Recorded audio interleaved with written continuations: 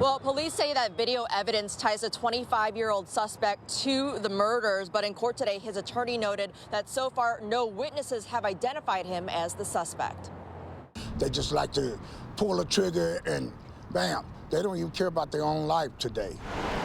Still, many unanswered questions about what led to the deaths of two men at the Capri Hookah Lounge.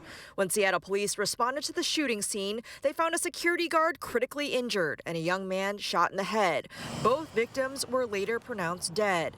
They've been identified as Julius Rodriguez and Ozzie Whitfield. We spoke with a member of the lounge's security team who wanted to remain anonymous. He's a great guy. He definitely put it on the line. It's a loss that we're definitely going to be affected by.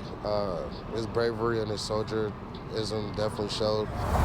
Other family members came to the scene shortly after hearing the news. I don't think, another person should go out and take another individual life for nothing. Because me and you had a little misunderstanding. I don't think that's right. Court documents say video surveillance at the lounge shows the shooter walk up to Whitfield and shoot him in the head before fleeing. Rodriguez was working as armed security that night and went after the suspect, but was fatally shot. Police were later notified the 25-year-old suspect showed up at Valley Medical Center in Renton with wounds appearing to be consistent with what the shooter had on video. The suspect refused to appear in court, but his attorney raised questions about whether police have the right person on that video. It certainly appears that identity is going to be an issue in this case. However, officers do indicate that they watched the video and were able to identify him as the individual on the video.